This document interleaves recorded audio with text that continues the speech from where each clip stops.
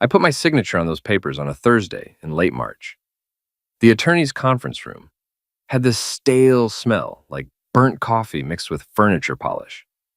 My soon to be ex wife sat opposite me in an outfit that probably cost more than what I'd earn in a month. Her lawyer, this guy Bradley, with perfectly styled gray hair and a Rolex, kept pushing documents toward me with this satisfied smirk. She got the rental house we'd lived in for 6 years. The landlord switched the lease into her name. She took the Honda we'd purchased together 3 years prior.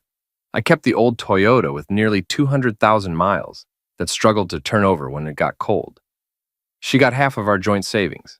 I kept my personal account with roughly 800, but none of that compared to what happened next. The worst moment was seeing that triumphant, vicious smile spread across her face. When Bradley handed me the final document, she leaned in close. Her words are burned into my memory forever.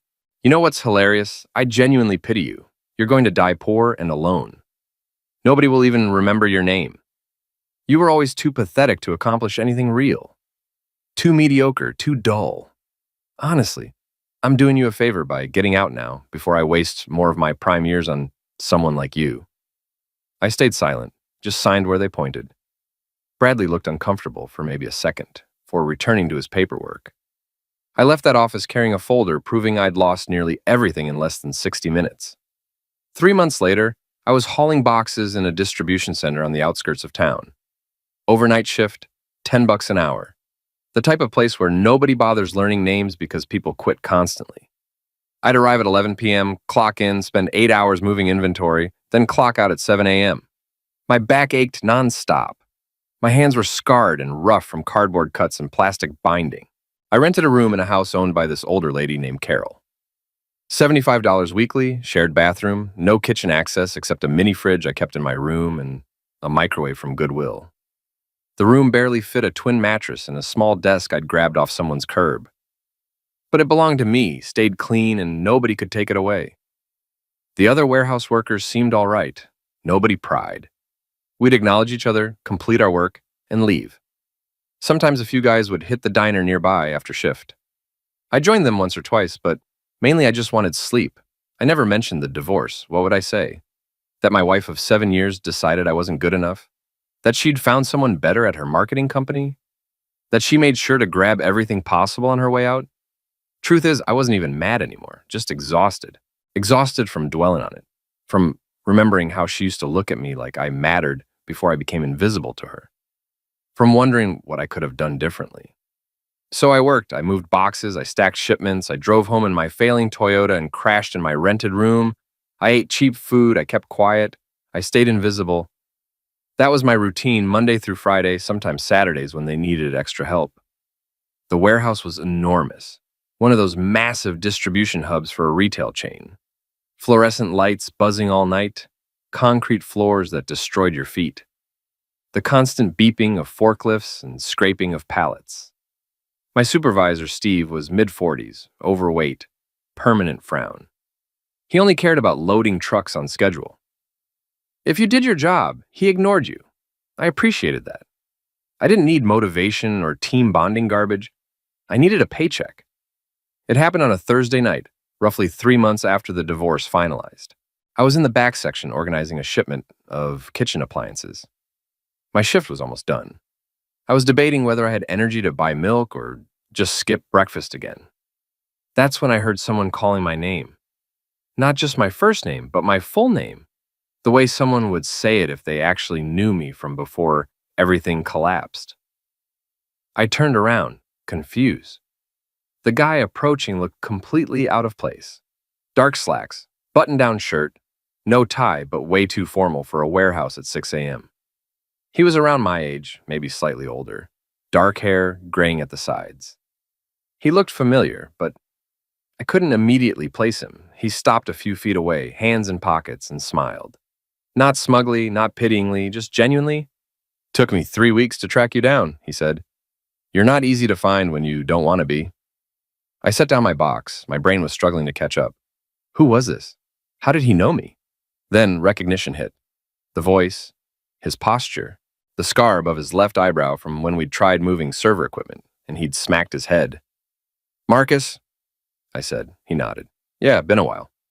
Marcus Sullivan, my business partner from another lifetime. Back when I was, 25 and naive enough to think we could build something important. Back when we'd worked 16-hour days writing code in a cramped apartment, surviving on instant noodles and dreams. Before I abandoned all that for a regular job and regular life, and a wife who eventually decided regular wasn't sufficient. What are you doing here? I asked. My voice sounded strange. I hadn't had a conversation longer than 2 sentences in weeks. Marcus glanced around the warehouse, then back at me.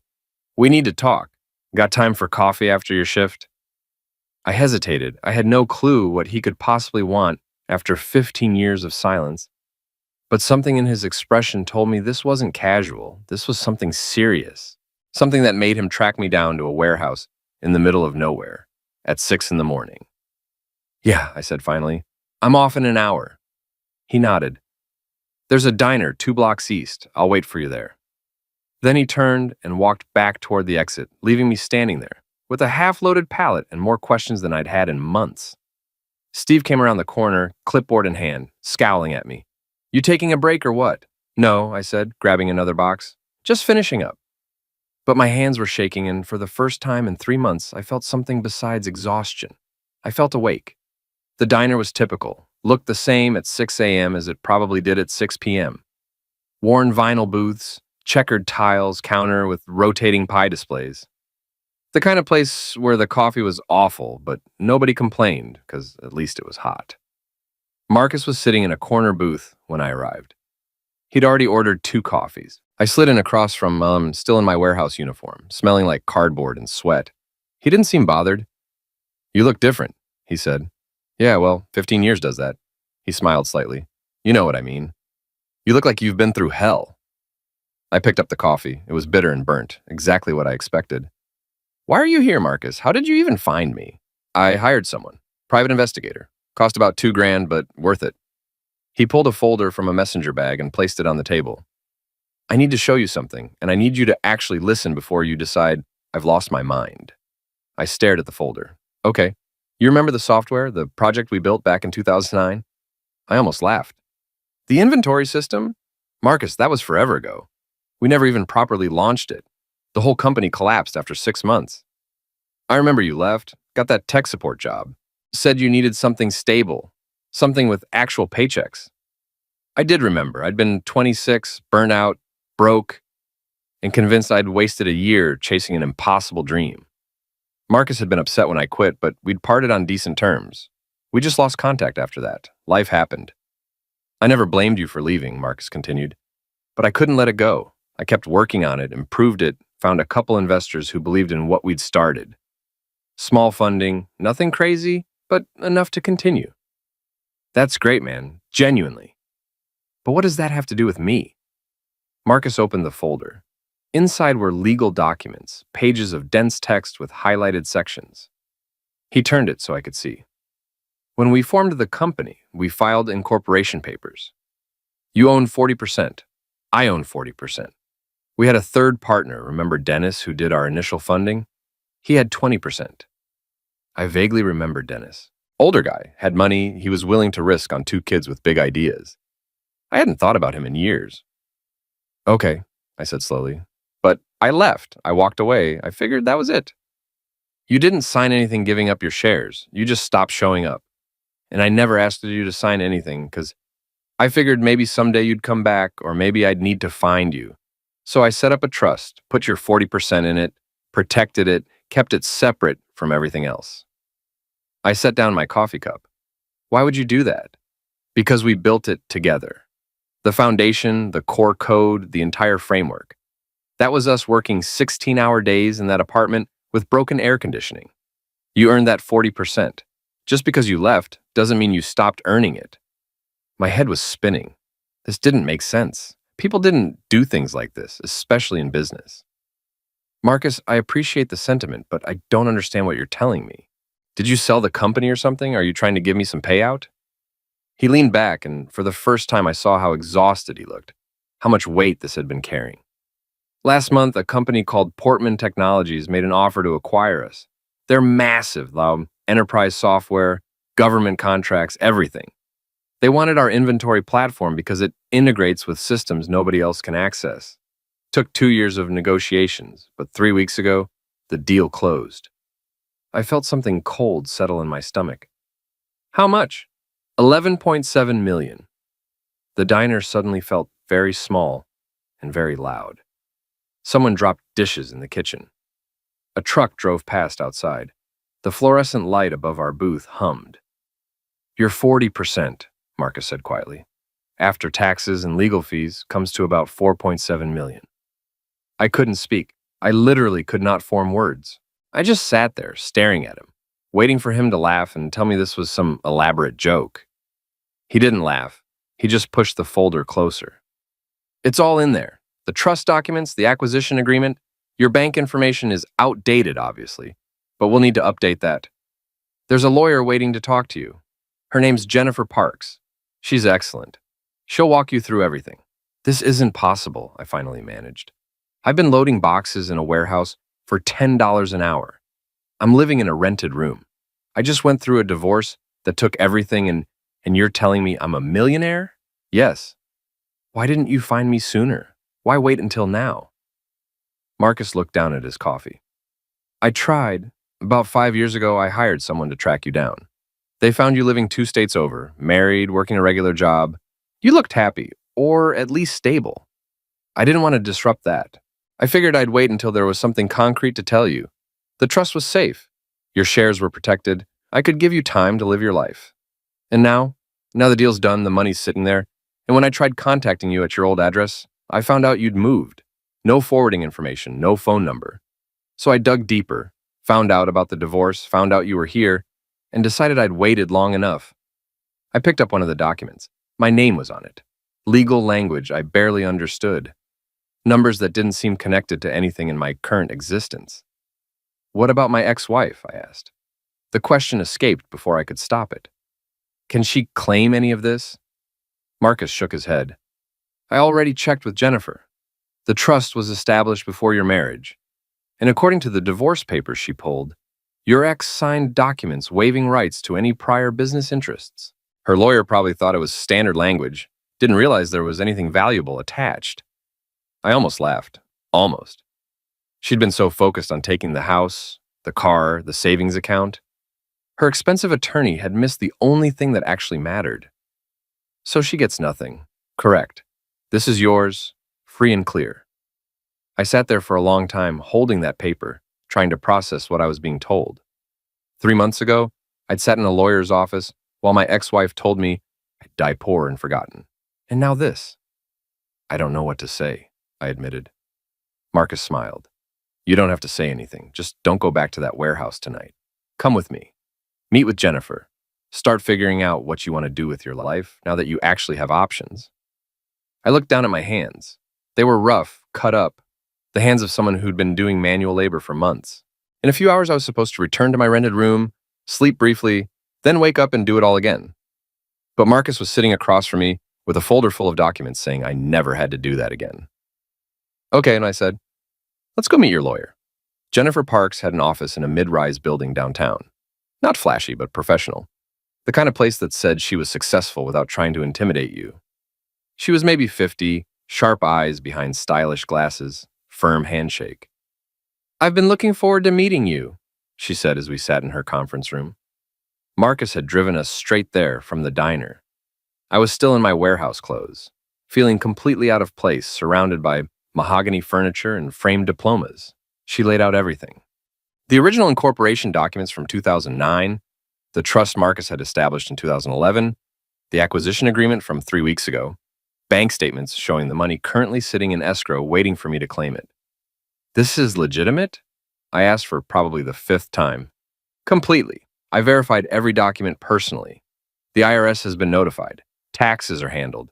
Once you provide updated banking information and sign the transfer authorization, funds will be in your account within 3 business days. I looked at Marcus. He was sitting quietly, letting Jennifer do her job. He'd already known all this. He'd lived with this knowledge for weeks, maybe months, while I'd been loading pallets and eating dollar menu dinners. Why did you really do this? I asked him.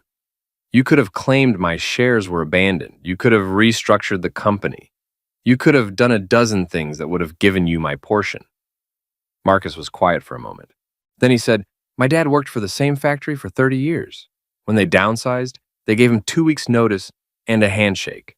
No pension, no severance, just gone. He died 5 years later, bitter and broke. I watched what that did to him, what it did to our family. He leaned forward.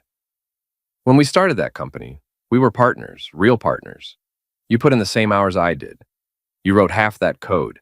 The fact that you left because you needed stability doesn't erase what you contributed.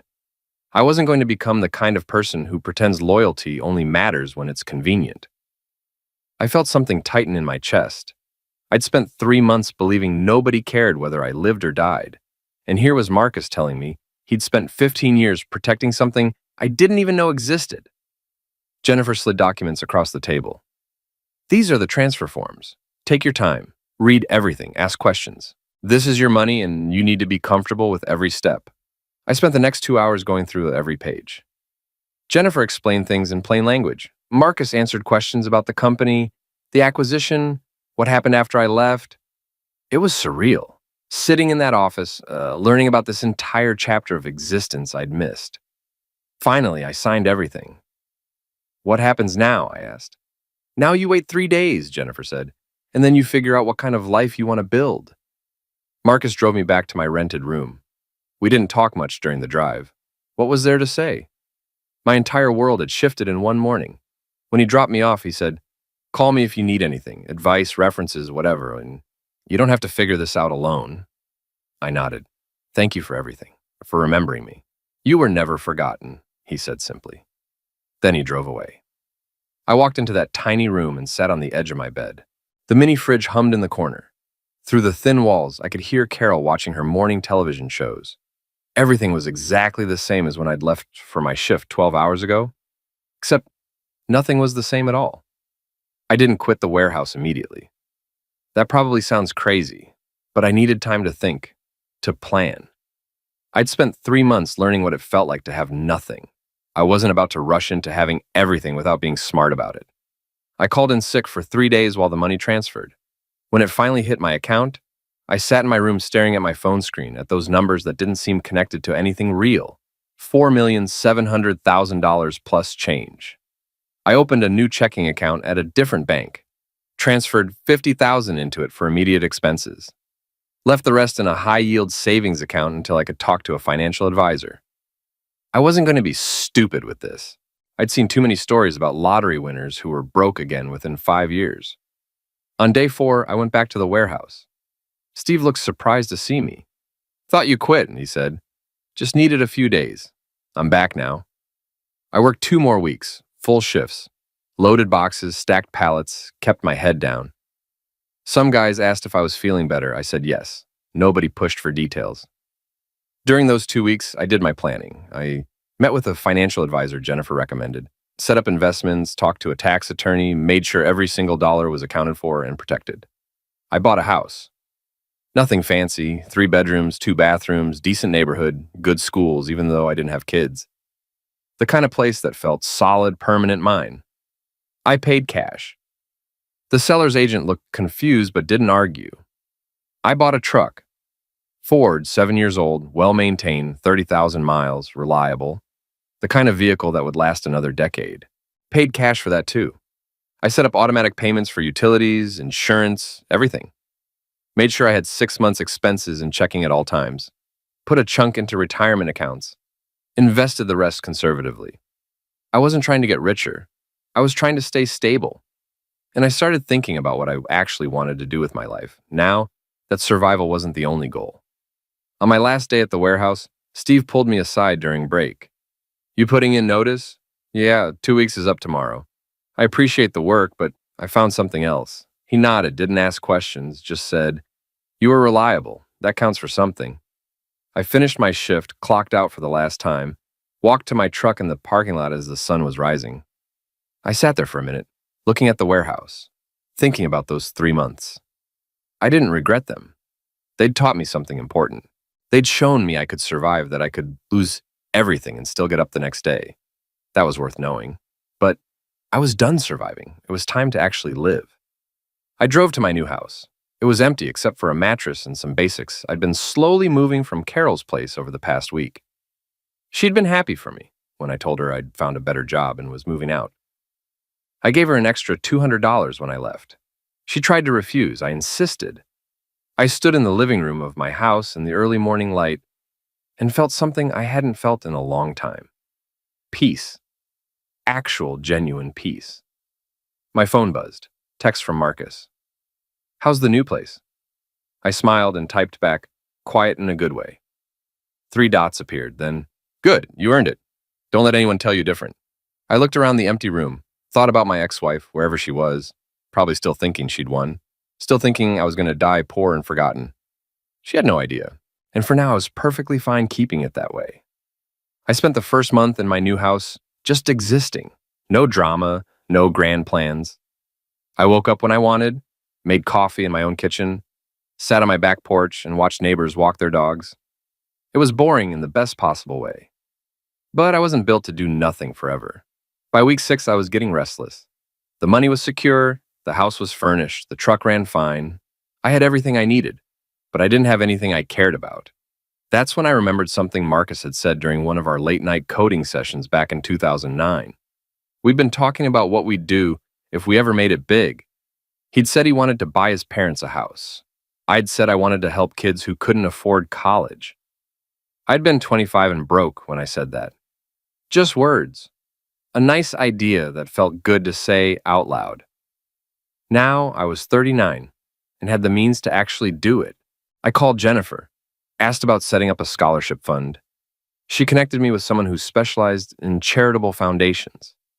Within 3 weeks, I had everything structured properly. A fund specifically for students from low-income families who wanted to study computer science or software engineering. Not a huge fund, but enough to cover full tuition and expenses for 5 students per year. I named it the Sullivan Patterson Education Fund, Marcus's last name and mine. When I told him, he called me an idiot for including his name. Then he donated $50,000 to it. The first scholarship applications came in 2 months later. Reading through them hurt. These kids were me 15 years ago. Smart, ambitious, completely shut out of opportunities because their families couldn't afford them. I selected 5 recipients, sent acceptance letters personally. One of them, a kid named Daniel from the South Side, called me crying when he got the letter. Said he'd been working 2 jobs to save for community college. Said he didn't think anyone like him could actually go to a 4-year university. I told him he earned it, that someone had given me a chance once and now I was paying it forward. That felt better than any expensive car or fancy vacation ever could. I also started consulting. Marcus's company, now owned by Portman Technologies, needed help integrating the software into their larger infrastructure. They offered me a contract, remote work, flexible hours, decent pay on top of everything else. I took it because I missed coding, missed solving problems, missed feeling useful. I wasn't trying to build another company, I just wanted to work on things that mattered. Without the pressure of survival hanging over every decision, life got into a rhythm. I'd work mornings, usually from my home office or a downtown coffee shop. Afternoons, I'd run errands, work on the house, meet with the foundation coordinator. Evenings, I'd cook dinner, read, watch whatever I felt like watching. Weekends, I'd drive to hardware stores, pick up supplies for small projects. It was quiet, simple, exactly what I needed. Then, about 4 months after the money transferred, I ran into Sarah. I was at a hardware store looking at drill bits when I heard someone say my name. I turned around and there she was, my ex-wife's younger sister. She looked surprised to see me, but not unhappy about it. "Hey," she said. "I almost didn't recognize you. You look good." "Thanks, how have you been?" "Good, busy. You know how it is." She glanced at my cart. "Doing some home repairs?" "Just some projects, keeping myself occupied." There was an awkward pause. Sarah had always been decent to me during the marriage, never took sides during the divorce, which I appreciated. But I knew she talked to her sister regularly. Whatever information I gave her would get back eventually. "I heard you moved," she said carefully. "Are you doing okay?" "I mean, after everything? I'm fine, better than fine, actually, and things worked out." She looked like she wanted to ask more, but something in my tone must have told her not to push. "That's good, I'm glad. You deserve good things." "Appreciate that." Another pause. Then she said, "If you ever want to grab coffee or something just to catch up, let me know." I know things are weird, but you were family for a long time. That doesn't just disappear. I'll keep that in mind, I said, even though we both knew I wouldn't. She nodded, gave me a small smile, and walked away. That interaction told me everything I needed to know. Word hadn't gotten out yet. My ex-wife didn't know about the money, didn't know where I lived, and didn't know anything. And I wanted to keep it that way for as long as possible. A week later, I got an email from one of the scholarship recipients. Daniel, the kid who'd called me crying. He sent me a photo of his dorm room at university, grinning like he'd won the lottery. Said his classes were hard but amazing. Said he couldn't believe this was his actual life now. He stared at that photo for a long time. Thought about how close I'd come to never having the resources to do this. How if Marcus had been a different kind of person, if he'd decided loyalty didn't matter, I'd still be loading boxes and eating ramen. But he hadn't, and I wasn't. I typed back a short response. Told Daniel to keep working hard. Told him I was proud of him. Told him to reach out if he ever needed anything. The article came out on a Wednesday morning in October. Some local tech blog doing a piece on successful software acquisitions in the region. Marcus's company was featured, and buried in the third paragraph were the names of the original founders. Marcus called me around noon. Hey, so there's this article. It mentions us by name. Just wanted to give you a heads up in case anyone reaches out. Appreciate it, I said. I pulled up the article on my laptop. There it was. My full name listed as co-founder alongside Marcus and Dennis. The piece talked about the acquisition, the innovation of the platform, how it was now being used by major corporations. It didn't mention dollar amounts, but anyone with basic research skills could probably figure out the general range. I closed my laptop and went back to work. Didn't think much of it. The first message came 2 days later. Unknown number, someone claiming to be an old acquaintance. I deleted it. Then another, then a third from someone claiming to be an old coworker. I blocked all of them. On Saturday, my ex-wife started calling. Not from her number, from numbers I didn't recognize. But I knew her voicemail voice. That fake, sweet tone she used when she wanted something. I deleted every message. She called again and again. Different numbers each time. I blocked every single one. Sunday morning, she showed up at my house. I was drinking coffee on my front porch when her car pulled into my driveway. The Honda. The one she'd taken in the divorce. She got out wearing jeans and a sweater, hair pulled back, trying to look casual, approachable. I stayed seated, didn't stand up, didn't acknowledge her until she was halfway up the walkway. Nice place, she said, looking around. I didn't know you'd moved. Didn't think you needed to know. She stopped a few feet from the porch steps. Can we talk, just for a minute? No. Please, I know things ended badly. I know I said things I shouldn't have. But I've been thinking about everything and I just want to clear the air. I took a sip of my coffee. There's nothing to clear. We're divorced, done, move on. I saw the article, she said quietly, about the software company, about the acquisition. There it was, the real reason she was standing in my driveway at 9 a.m. on a Sunday. Good for you, I said. You never told me you had equity in something like that. You never asked. And it wouldn't have mattered during the divorce anyway. The trust was established before we got married. Your lawyer made sure you signed away any claim to prior business interests. Remember? Her face went pale. She did remember. That was just standard paperwork. He said it didn't matter. It mattered. She took a step closer. Look, I know I hurt you. I know I was harsh, but we were together for 7 years. That has to count for something. It did count. Past tense. Then you told me I'd die poor and forgotten. Funny how that worked out. I was angry. I didn't mean it.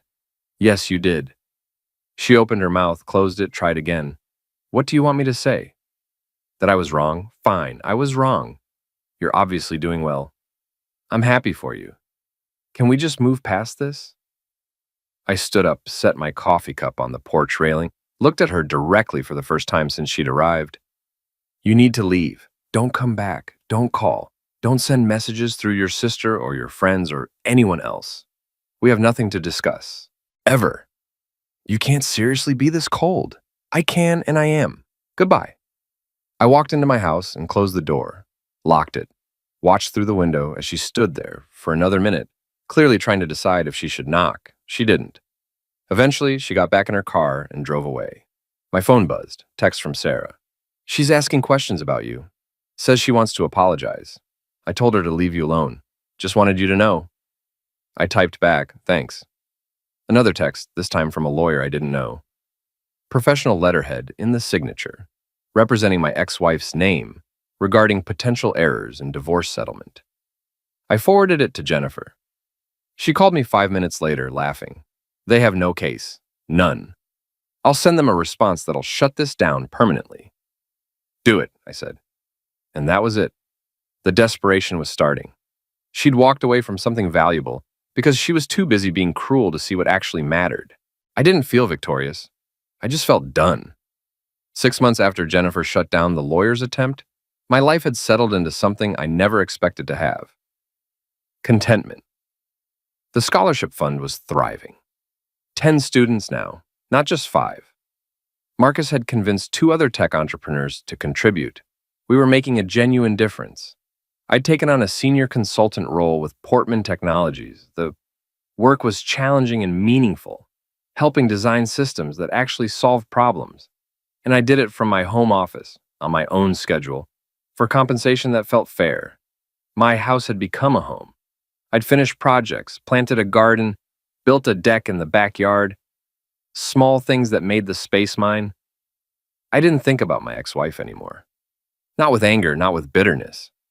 She'd become just another person I used to know, someone who'd made her choices and had to live with them. One Tuesday morning, I was at a coffee shop I'd started frequenting. Quiet place, good Wi-Fi, better coffee than I could make at home. I was reviewing code on my laptop when the door opened and she walked in. She saw me immediately, froze for half a second. I could see the calculation happening behind her eyes. Should she leave? Should she approach? Should she pretend she didn't see me? I made the decision for her. I nodded, just a simple acknowledgement, the kind of polite gesture you'd give any acquaintance. Then I went back to my laptop. She stood there for another moment. Then she turned and walked out without ordering anything. Through the window, I watched her sit in her car for a minute before driving away. She looked tired, older, like the weight of her choices had finally caught up. I felt nothing, no satisfaction, no vindication, just the faint awareness that this chapter was completely closed. My phone buzzed, text from Marcus. New project opportunity? Interested in building something from scratch again? No pressure? Just thought I'd ask. I smiled and typed back, tell me more, because that's what my life was now. Forward motion, new opportunities, helping students achieve dreams they thought were impossible. Working on projects that mattered, living in a home I owned, driving a truck I liked, spending time on things that brought me peace. I hadn't died poor and forgotten. I was alive, financially secure, and building something meaningful. The people who mattered knew my name. The students I'd helped would remember what was done for them. Marcus had never forgotten me, even when I'd forgotten myself. That evening, I sat on my back deck watching the sunset. My phone rang. It was Daniel, the first scholarship recipient, calling to tell me he'd just accepted an internship at a major tech company. He was talking fast, excited, grateful. Said he was going to pay it forward someday, help other kids the way he'd been helped. I told him I believed him, because I did. After we hung up, I stayed outside a while longer. The air was cool, the sky was clear. Somewhere across town, my ex-wife was probably still processing what she'd lost, still trying to figure out how to live with her mistakes. But that wasn't my concern anymore. She'd made her choice when she told me I'd die poor and forgotten. She'd been wrong on both counts, and that was enough. I finished my water, stood up, and walked back inside. Tomorrow I'd talk to Marcus about that new project. This weekend I'd meet with the foundation coordinator about expanding the scholarship program. Next month I'd visit one of the universities where our students were enrolled. I had plans, purpose, peace, and honestly, I couldn't ask for anything more than that.